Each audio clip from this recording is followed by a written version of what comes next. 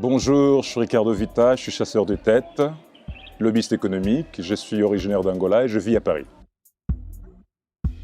Je suis entrepreneur dans l'âme et avec les études de lettres, j'ai appris à parler, c'est déjà pas mal, mais il fallait que j'apprenne à entreprendre, donc j'ai fait des études de business.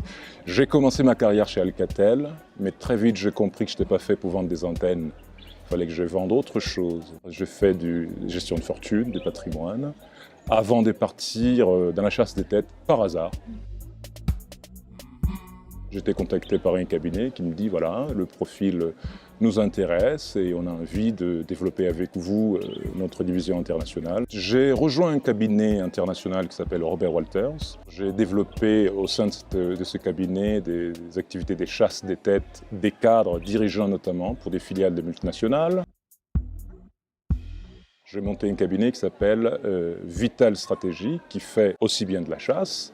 Et je développe une nouvelle activité qui fait du lobbying économique, politique, orienté, on va dire, entre l'Afrique, l'Europe et l'Amérique. J'essaie de créer le lien, parce que j'aime bien créer les liens.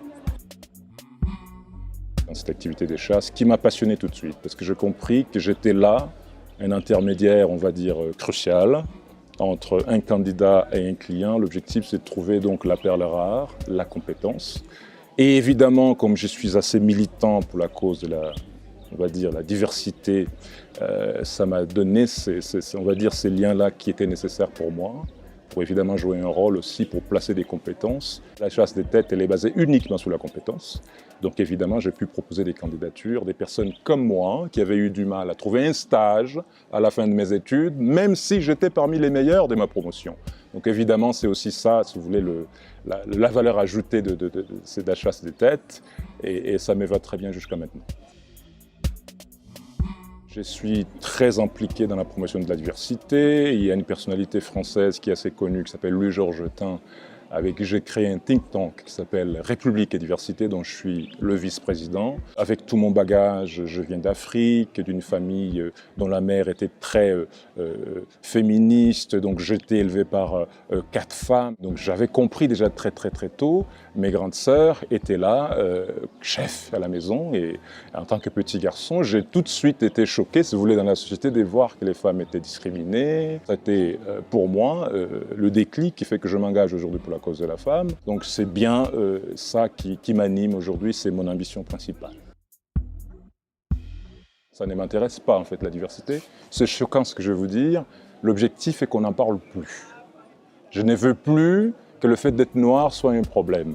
Je ne veux plus que le fait d'être gay soit un problème. Je ne veux plus que le fait qu'on soit jeune ou femme soit un problème. Donc évidemment, l'objectif est qu'on n'en parle plus. Je ne souhaite pas en faire une carrière. Je ne veux pas être là, c'est lui qui va être à 70 ans en train de promouvoir la diversité. Si on arrive jusqu'à mes 70 ans, c'est un échec. L'objectif aujourd'hui est qu'on n'en parle plus, c'est mon souhait le plus grand.